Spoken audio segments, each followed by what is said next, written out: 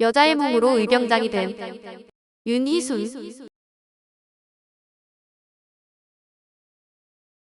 애국하는데 남녀 구별이 없고 안사람도 의병 운동을 할 수 있다는 이 용감한 여성은 조선 유생의 아내 윤희순으로 아내보다는 여성 의병장이자 여성 교육자라는 이름이 더 잘 어울리는 인물입니다. 윤희순은 16세에 외당 유홍석의 장남 유재원과 혼인했는데 유재원은 학업으로 인해 집을 늘 떠나 있어 강원도 춘천에서 홀시아버지 유홍석을 모시고 살림과 육아를 하며 살아갔습니다.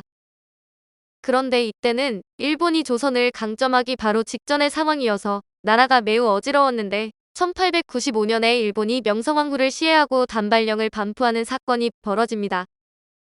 참말로 외놈들이 국모님을 죽였단 말인가. 그려. 그래서 남정네들이 의병한다고 죄다 나갔다는구먼. 밥은 먹었을라나. 먹을 게 없어 쫄쫄 굶는 의병이 많다던데. 당시 윤희순의 시아버지인 유홍석은 환갑을 바라보는 나이였는데도 의병이 되어 참전하자 윤희순도 시아버지를 따라가겠다고 나섭니다. 그러나 시아버지가 집을 지키고 아들 셋을 키우는데 전념하라며 간곡하게 만류했는데 유홍석은 30대의 여린 부인이 전투에 나가는 것이 위험할 뿐만 아니라 큰 도움이 안 된다고 생각했습니다. 또한 어린 손자들을 돌보는 것이 며느리의 임무라고 판단해 결국 윤희순은 어쩔 수 없이 집에 남지만 의병 운동에 대한 열망은 쉽사리 포기되지 않았습니다. 그러던 어느 날 일본군에게 쫓겨 도망치던 의병대들이 윤희순이 사는 마을에 몰려와 밥을 달라며 한바탕 소란을 피웠는데 마을 사람들은 어찌할 바를 모른 채 당황했습니다. 이 많은 사람들을 먹일 곡식을 구하기도 어려웠지만 의병들을 도와주었다가 일본군에게 보복을 당하지 않을까 하는 걱정 때문이었는데 윤희순이 마을 사람들 앞으로 나가 큰 소리로 외쳤습니다. 우리 바깥분들도 모두 저들처럼 의병대에 나가 있어. 저들을 먹이는 게 바로 우리 남편과 아들들을 먹이는 게 아닙니까? 윤희순은 자신의 위치에서 다른 방식으로 의병 운동에 동참하기로 하는데 군량이 떨어져 굶주린 의병들을 위해 곡식을 몽땅 털어 밥을 해먹이고 버선을 손질해주는 일부터 시작했습니다. 그리고 뛰어난 웅변 실력으로 동네 사람들을 설득해 의병 운동을 지원하도록 독려했는데 이를 통해 군자금을 모으고 전투에 쓸 화약과 탄환을 만들어 의병대에 전달할 수 있었습니다. 어느 날 윤희순이 아들을 데리고 지나갈 때 마을 아이들이 윤희순을 보고 의병에 미쳤다며 놀렸는데 한 아이가 그럴싸하게 말에 노래 곡조를 붙이자 나머지 아이들은 후렴을 따라 불렀습니다.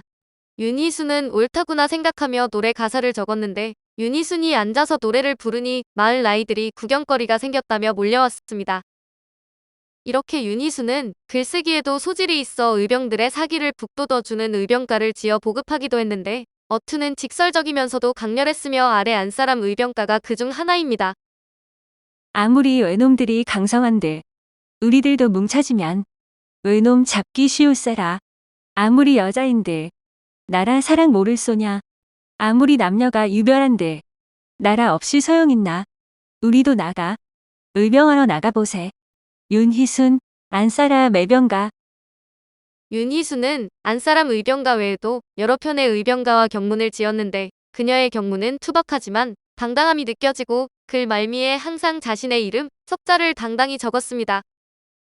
우리 조선의 안사람들도 가만히 보고만 있을 줄 아느냐? 우리 안사람도 의병을 할 것이다. 이 마저때 오랑캐야. 좋은 말로 할 때 용서를 빌고 가거라. 이 오랑캐야. 대장놈들아. 우리 조선 안사람이 경고한다. 조선 선비의 아내 윤희순.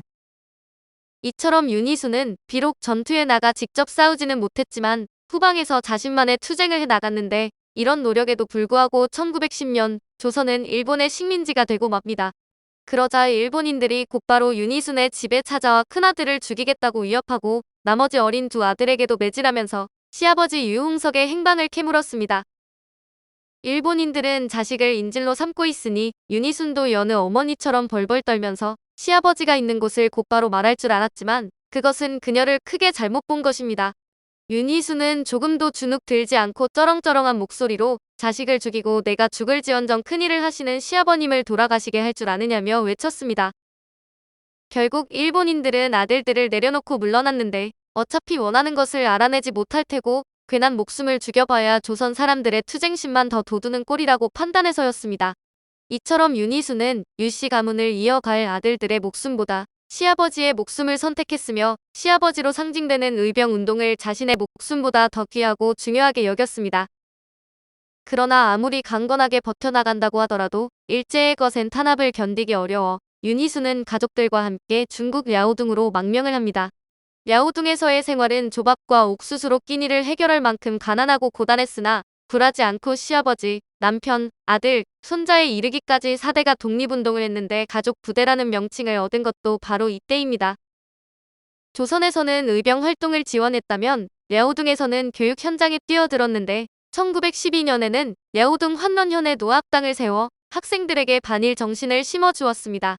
조선에서부터 좌중을 압도하던 웅변 실력이 어디 가지 않아 연설 잘하는 윤교장으로도 불렸는데 윤희수는 여러 마을을 돌며 반일 정신을 알렸는데 중국 사람들에게 한 말이 참으로 인상적입니다. 우리 조선 사람들은 목숨을 내놓을 테니 중국 사람들은 식량과 터전을 주시오. 이 같은 조국 독립에 대한 윤희순의 강한 열정은 망명한 조선인뿐만 아니라 중국인들에게까지 큰 감동과 깊은 울림을 주었습니다. 이렇게 열성적으로 독립운동을 이어가던 윤희순에게 불행이 잇따라 찾아오는데 1913년에는 시아버지가 1915년에는 남편이 세상을 떠난 것입니다.